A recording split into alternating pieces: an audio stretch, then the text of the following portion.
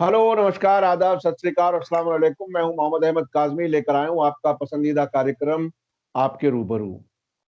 एक बहुत ही दिलचस्प इलेक्शन हैदराबाद म्युनिसिपल कॉरपोरेशन का रहा है। आज जब हम बात कर रहे हैं, एक दिन पहले यानी कल वोटिंग हो चुकी है, लेकिन इसकी कैंपेन बहुत ही दिलचस्प रही। ये कैंपेन बीजेपी के सेंट्रल लीडर्स बड़ी तादाद में वहां पहुंचे और हैदराबाद म्युनिसिपल कॉरपोरेशन के इलेक्शन को जीतने की कोशिश की। ये बड़ा सिंबॉलिक इलेक्शन इसलिए है कि शायद देश भर में वो ये मैसेज देना चाहते हैं कि उनकी नजर में, जैसा कि प्रोजेक्शन है, ऑल इंडिया इत्तेहादुल मुस्लिमीन के जो लीडर हैं ऐसी, उन्हें वो नाकाम करना चाहते हैं। और एक तरह से सिंबोलिज्म उसमें है, क्योंकि उनको एक हार्डलाइन मुस्लिम लीडर के तौर पर पेश किया जाता है और पेश करने वाला भी इन्हीं का मीडिया है। दूसरी तरफ ये बीजेपी अपने तरीके से मुल्क को चलाना चाहती है और मुसलमानों के खिलाफ नफरत उनके एजेंडे में मुसलसल है। इस कैंपेन में सेंट्रल लीडरशिप कई लोग गए हैं। यूपी के चीफ मिनिस्टर योगी आदित्यनाथ और पार्टी प्रेसिडेंट जेपी नड्डा और कई और लीडर। तो जी। इस सिलसिले में आज मेरे साथ खास मेहमान हैं हैदराबाद से जाफर हुसैन साहब, जो एडिटर हैं सदाए हुसैनी उर्दू डेली के और सफीर टेलीविजन के। वेलकम है जाफर हुसैन साहब, आपका मीडिया स्टार वर्ल्ड में। आपने हमें वक्त दिया, उसके लिए बहुत बहुत शुक्रिया। आप बताइए कि चूंकि आप जाहिर है हैदराबाद के रहने वाले हैं और वहां की सियासत को बहुत अच्छी तरह से जानते हैं, एक अखबार के एडिटर हैं, आप इस कैंपेन को किस तरह से देखते जी, सबसे पहले काज़िम साहब, आप और आपके नाज़रीन को मैं सलाम अर्ज़ करता हूँ और ये बता दूँ कि ये जो इंतख़ाबात, ज़िमनी इंतख़ाबात तो नहीं कह सकते, एक बल्दी इंतख़ाबात है जो हमारे शहर में रोनुमा हुए हैं। और इसको आप इस नज़रिए से देखें, ऐसा लग रहा है कि जैसे हिंदुस्तान भर में एक पार्लिमानी नशिस्त के लिए इंतख़ाबात हो रहे हैं। और इस हमारे मुल्क का दारुल खिलाफा जो है, दारुल हुकूमत इस वक़्त दिल्ली कहा जाता है। तो ऐसा लग रहा था कि हैदराबाद इस वक़्त जो है, ये जो है हमारी दारुल हुकूमत बन चुकी है हैदराबाद, क्योंकि यहाँ पर तमाम मरकज़ी वज़रा शामिल रहे हैं।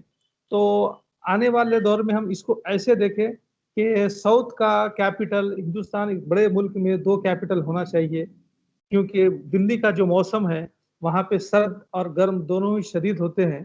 तो कैपिटल साउथ में भी हैदराबाद को बनाया जा सकता है।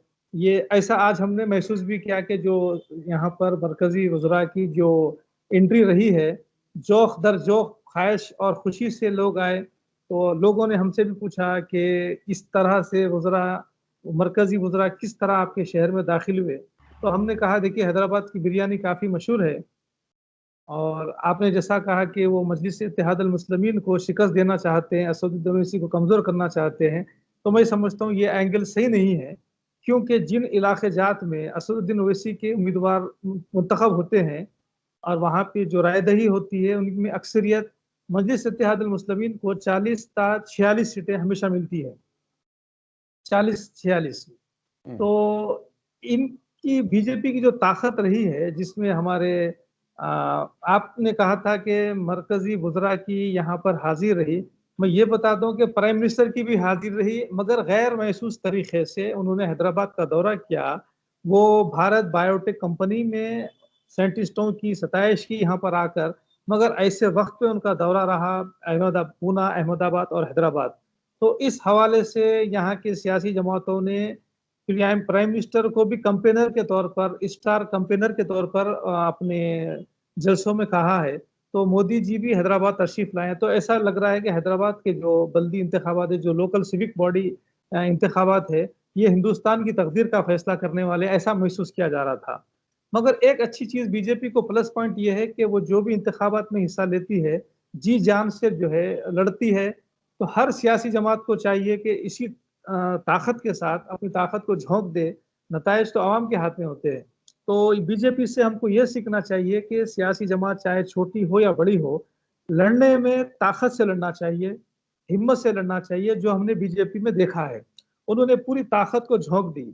और कुछ मिनिस्टर्स तो ये भी थे कि आए, बड़ा शरंगेज़ी की बातें, फितना परवर बातें, ताज्जुब पर मबनी बातें, हैदराबाद के नाम को बदलकर भाग्यश्री का नाम बदल दिया जाएगा, तो ये तो 4 दिसंबर को जो नताए जाएँगे, आवाम का फैसला दुनिया देखेगी, हिंदुस्तान देखेगा कि इसका नाम हैदराबाद है या भाग्यनगर, जो इस तरह भी, जिस तरह के आपके महाराष्ट्र में अ, औरंगाबाद को जो है संभाजीराव नगर कहा जाता है। तो ये जो नाम बदलने की जो रविश है भारतीय जनता पार्टी की, ये सही नहीं है, क्योंकि हिंदुस्तान एक सेकुलर मुल्क है।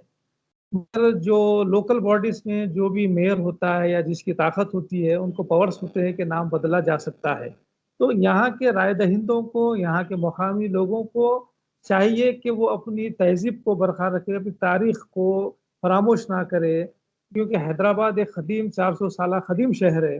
इस तरह से चंद वोट लेकर कोई भी जमात नाम बदल देना, ये गैर अख़लाक़ी है और इस कानूनी तो कानून खुद बनाया जाता है, तो हम समझते हैं कि गैर अखलाकी। तो अब अखलाक का मुज़ाहरा भी इंतखाबात में होना चाहिए, मगर जो हमारे मरकज़ी वज़रा ने जो यहाँ पर शरंगेज़ी की है, जो बातें की है, मैं सब बता दूँ काज़मी साहब के टोटली उन्होंने इस इंतखाबात को हिंदू-मुसलमान वाला रंग दे दिया था। जी, मैं यही तो समझना हम ये चाहता हूँ कि उन्होंने उन्होंने इश्यूज़ क्या बनाए? क्या वो लव जिहाद उनके के बारे में पास बात की योगी आदित्यनाथ ने? क्या उन्होंने पाकिस्तान की बात की या कश्मीर की बात की? क्या-क्या इश्यूज़ बनाए उन्होंने बीजेपी वालों उन्होंने ने? इश्यूज़ तो सबसे पहले ये बनाया कि हम नाम बदल देंगे इस शहर को, जिस तरह के अयोध्या का जो नाम था फैज़ाबाद, उसको हमने अयोध्या कर दिया है। तो उसी तरह हैदराबाद का नाम अगर हम ताकत में आते हैं तो इसको ही बदलेंगे। इनके पास डेवलपमेंट, विकास को लेकर कोई मुद्दे नज़र नहीं आए, मगर उन्होंने कहा कि हम जो फ्लड विक्टिम्स थे यहाँ पर हाल ही में सैलाब आया था, उसमें 10,000 रुपए केसीआर गवर्नमेंट की जानिब से दिए जा रहे हैं। तो बीजेपी ने वादा किया कि हम 25,000 रुपए देंगे। तो देखना ये है कि अब केसीआर साहब ये बोलते हैं कि 10,000 को रुकाने में बीजेपी का हाथ है, तो 25,000 कहाँ से देंगे? हुँ। तो ये तमाम बातें थी और ये बहुत ही दिलचस्प वाक़या है, मगर नेशनल मीडिया मजलिस वर्सेस बीजेपी बता रहा है, ये गलत है, क्योंकि मजलिस ने जिन उम्मीदवारों को ठहराए हैं, उनकी टोटल तादाद है 51। जी, जी। जबकि तो जबकि जबकि कुल तादाद 150 जबकि कुल तादाद 150। 150 है। हाँ, जी। तो ये जो मीडिया की ख़यानत है कि इस तरह से मुल्क भर के लोगों को हिंदू-मुस्लिम का कार्ड खेला जा रहा है, कि मजलिस वर्सेस बीजेपी, जबकि यहाँ पे बरसरे इक़्तिदार जो जमात है, उसका नाम है तेलंगाना राष्ट्रीय समिति और जिसके पास 99 कॉर्पोरेटर मौजूद थे माज़ी में, यानी अब तक है। अब नताइज के बाद जो तो वो देखना होगा कि उनकी कितनी पकड़ होती है, मगर उनके डेवलपमेंट के काम, विकास के काम काफ़ी रहे हैं। तो ये जो इंतखाबात थे टीआरएस के लिए भी बड़े अहम हैं, क्योंकि इसके नताइज का असर केटीआर साहब की सियासत पर होगा, जो के चंद्रशेखर राव के बेटे हैं, के तारक रामा राव। तो मुमकिन है कि उनको वज़ीर आला यहाँ पर बनाकर के चंद्रशेखर साहब कौमी सियासत में जाना चाहेंगे। और एक अ, नुकता मैं आपको ये बता दूँ काज़मी साहब जी। कि ये जो बताया जा रहा है कि बीजेपी वर्सेस एमआईएम मजलिस इत्तेहादुल मुस्लिमीन, ये दोनों सियासी जमातों के लिए बंगाल नज़र में है। क्योंकि बंगाल में इनको अपनी ज़ोर आज़माई के लिए यहाँ से ट्रेनिंग दी जा रही है, क्योंकि यहाँ से मजलिस भी वहाँ जाने वाली है और बीजेपी भी। तो ये चाहेंगे कि ये इलेक्शन को, लोकल बॉडी को नेशनल इश्यू बनाकर ये लड़ेंगे बंगाल में। तो मैं समझता हूँ बंगाल की अवामी बेहतर जानती है। ये ज़रूर है कि मजलिस ने 5 सीटें बिहार में ली है, मगर उन एरियो से ली है जहाँ से ऑलरेडी मुस्लिम उम्मीदवार हुआ करते थे। तो यानी सिर्फ़ पार्टी बदली है, उम्मीदवार मुसलमान ही है वहाँ पर। तो इसी तरह पुराने शहर में मजलिस को कोई नुकसान बीजेपी कर नहीं सकेगी, बल्कि बीजेपी चंद जगहों पर टीआरएस को नुकसान पहुँचाएगी।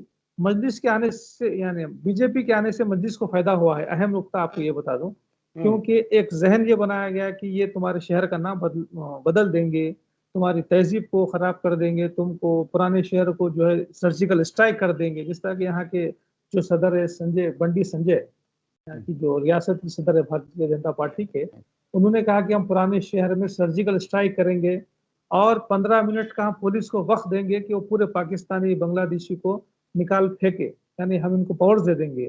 तो इस तरह की जो बातें हुई है, इनसे डराकर मजलिस को फ़ायदा होने वाला है। मजलिस को कोई नुकसान नहीं होने वाला है, जिस तरह के नेशनल मीडिया में बताया जा रहा है।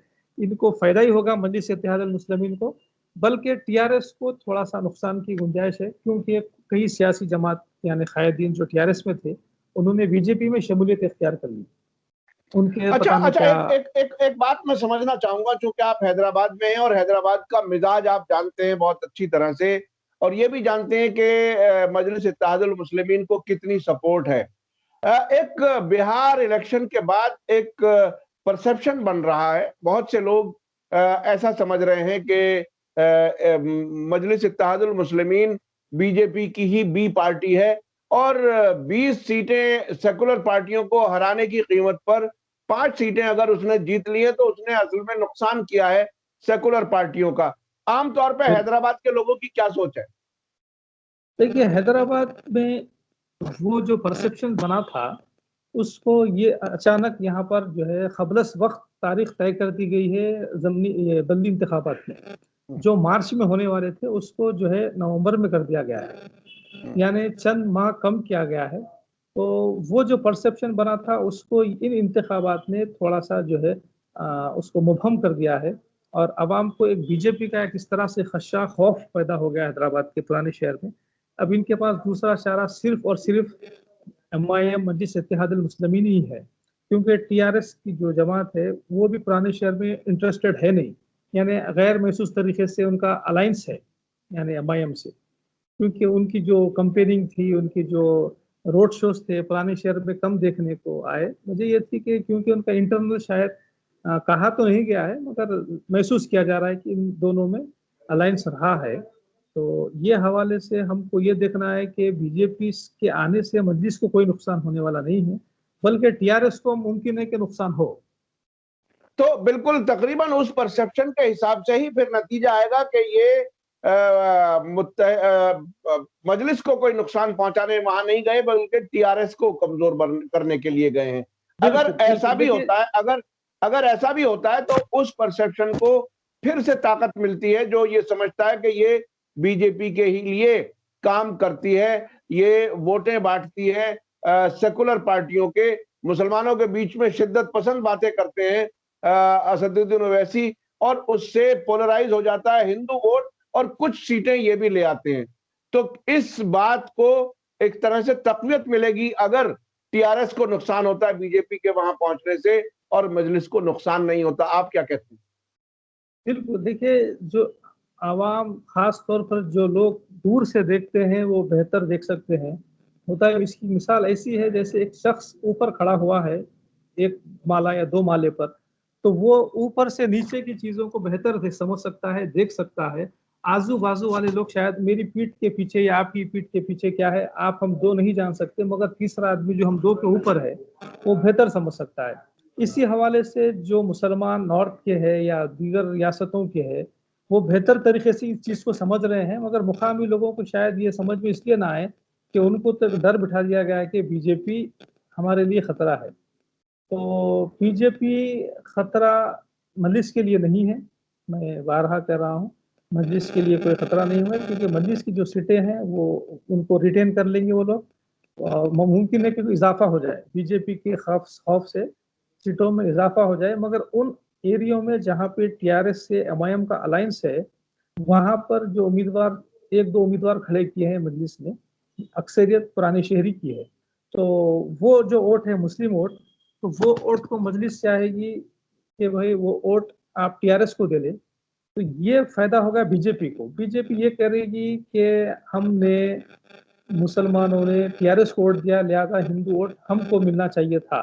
तो आज की रायदही जो रही है, जो चल रही है, तो उसके नतायज शाम तक आएँगे कि क्या परसेंटेज रहा। परसेंटेज से भी हम उसका अंदाज़ा लगाया जा सकता है कि इसके क्या नतायज निकाले जा सकते हैं। क्योंकि नतायज परसेंटेज अगर ज़्यादा बढ़ता है, तो पब्लिक वांट टू चेंज, अगर नहीं है, तो एज़ यूजुअल।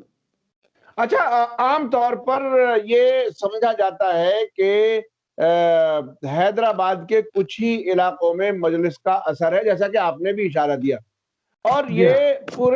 ये पूरे हैदराबाद में भी असरअंदाज नहीं होते, या पूरे तेलंगाना में तो बहुत दूर की बात है, और ये नेशनल लेवल पर दूसरे स्टेट्स में जाकर के अपने आप को नेशनल पार्टी बनाने की शायद कोशिश कर रहे हैं, और साथ साथ बीजेपी को एक तरह से मदद कर रहे हैं।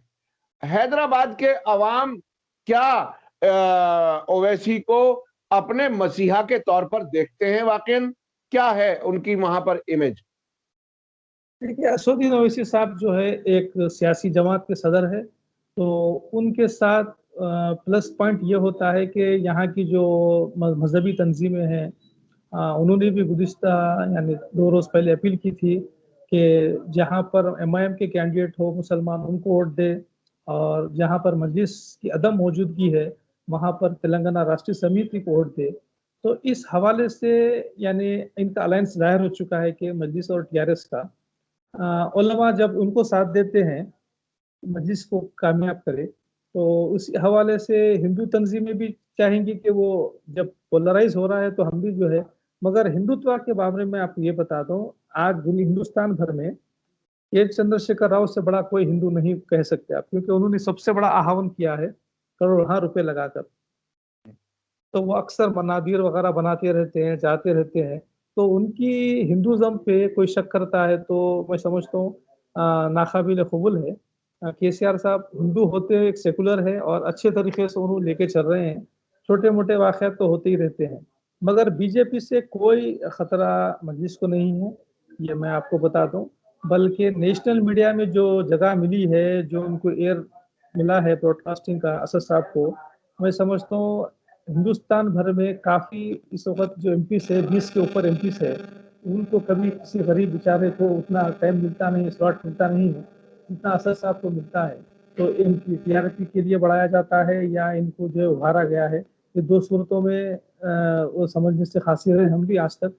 खुद हम यहाँ मुकामी लोकल मीडिया है, मगर असद साहब यहाँ के मीडिया को टाइम नहीं देते, नेशनल मीडिया में उनको टाइम मिल जाता है। तो हमारे एमपी है शहर के, अच्छी खिदमत करते हैं और मुसलमानों के लिए हमदर्द भी है और इत्तेहाद बैनुल मुस्लिमीन के क़ाइल भी है। मगर हमारा ये मानना है कि इंतख़ाबात जो होते हैं वो दस्तूर के हवाले से होना चाहिए, और दस्तूर के हवाले से होने का मतलब है कि जो भी सेकुलर है हिंदुस्तान जैसे मुल्क में, सेकुलर क़ायदीन को आना चाहिए।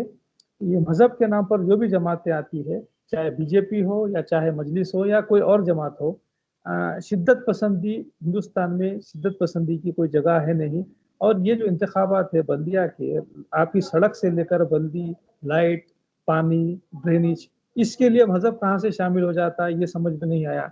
क्योंकि पानी मंदिर में भी आएगा, पानी मस्जिद में भी आएगा। तो पानी लाने वाला स्टाफ हिंदू हो सकता है या मुसलमान हो सकता है, वहाँ पे मज़हब की क़ैद नहीं है। तो इंतखाबात में भी मज़हब को जो झोंका जा रहा है, मज़हब को लगाया जा रहा है। अमित शाह साहब आए थे, होम मिनिस्टर साहब, उन्होंने कहा कि हम निज़ाम कल्चर को ख़त्म कर देंगे। तो निज़ाम कल्चर की बुनियाद पर आप शहर में आए, यहाँ का ड्रेनेज सिस्टम सबसे अच्छा सिस्टम रहा। निज़ाम के दौर में जो ड्रेनेज सिस्टम बना था, वहाँ पर फ्लड का कोई असर नहीं हुआ। तो यानी इस बात की दलालत करता है कि निज़ाम का सिस्टम आज भी हैदराबाद में बहुत ही अच्छा सिस्टम है। और रही बात चार मीनार, हमने सुर्खी लगाई थी रोज़नामा सदाए हुसैनी में कि कुली कुतुब शाह के चार मीनार पर अमित शाह की हाज़िरी। उन्होंने चार मीनार के बगल में जो मंदिर है, मंदिर पे उन्होंने पूजा की, तो चार मीनार ही के दामन में है वो।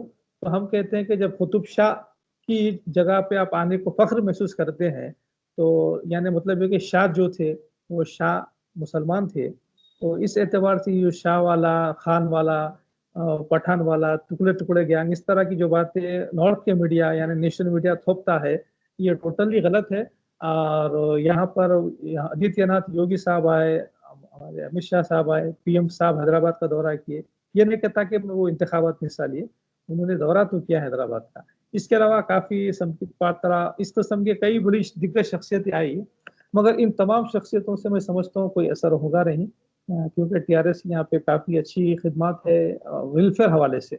शादी स्कीम है, आंगनबाड़ी स्कूल है और मोहल्ला क्लिनिक है। अ, इस तरह से कई चीज़ें उनकी काफ़ी हैं। और ऐसा ये करा कि हमने पानी को जो है, जो भी पानी का बिल होगा, चाहे कितना रहा हो गुज़िश्ता 5 साल में या जो पेंडिंग है, उसको माफ़ करने की बात कही है। इससे पहले माफ़ी की थी।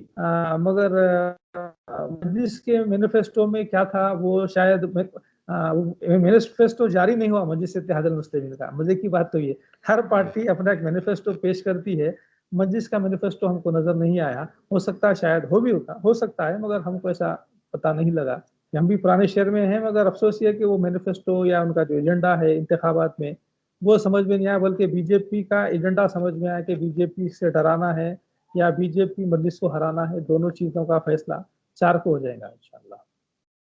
बहुत बहुत शुक्रिया और जनाब यहाँ पे जाफर हुसैन जी, साहब, आपने मीडिया अह स्टार वर्ल्ड के लिए वक्त दिया। एक और बात बता दूँ जी मैं जी जी, जी जी, कि बताइए। यहाँ पर जो 75 लाख वोटर्स है, तो 74 लाख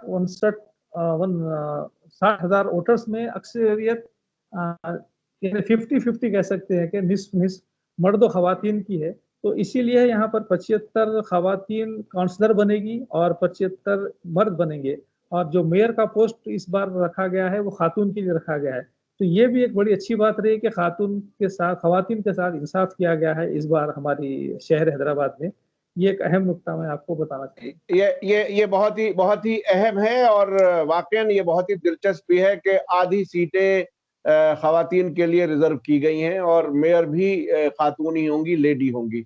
बहुत-बहुत जी, शुक्रिया जाफ़र हुसैन साहब, आपने हैदराबाद से मीडिया स्टार वर्ल्ड के लिए वक़्त दिया, हम आपके शुक्रगुज़ार हैं। मैं अपने दर्शकों से बताना चाहता हूँ कि हमारी कोशिश रहती है कि जहाँ से जो खबर आ रही है, वहाँ से उसे ज़रा गहराई से समझा जाए, बेहतर अंदाज में समझा जाए।